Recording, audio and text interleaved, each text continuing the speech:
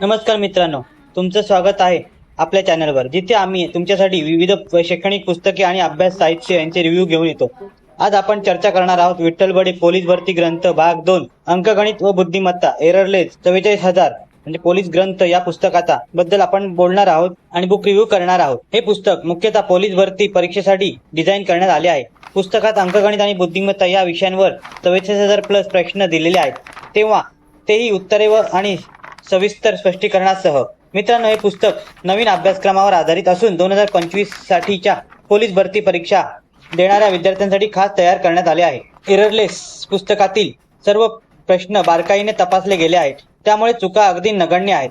44,000 plus प्रश्नांचा संग्रह अभ्यासक्रमातील प्रत्येक टॉपिकसाठी विस्तृत सराव करून घेतो। प्रत्येक विषयातील महत्त्वाचे घटक सोप्या पद्धतीने समजवले आहेत।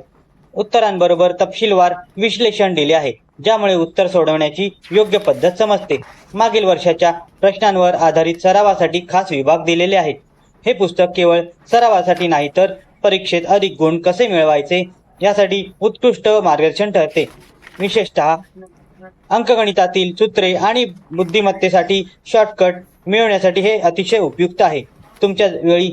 तुमचा वेळ वाचवण्यासाठी आणि प्रश्नांवर गतीने उत्तर कसे शोधायचे याची सवय लावण्यासाठी हे पुस्तक अत्यावश्यक आहे।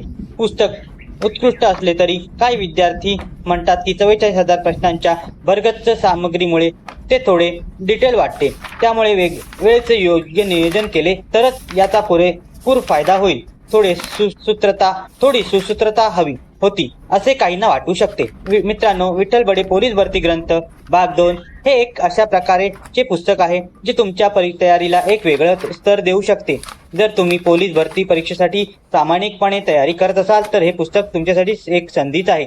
आजच हे पुस्तक तुमच्या जवळच्या दुकानातून विकत घ्या, किंवा हे पुस्तक तुम्हाला आयडियल बुक कंपनी दादर येथे उपलब्ध होईल। जर तुम्हाला आमचा रिव्ह्यू उपयोगी वाटला असेल तर व्हिडिओला लाईक करा आणि शेअर करा। अशाच आणखीन पुस्तकांचे रिव्ह्यू पाहण्यासाठी आमच्या चॅनलला सबस्क्राईब करायला विसरू नका। तुमचे काही प्रश्न असतील तर ते कमेंटमध्ये नक्की विचारा। धन्यवाद।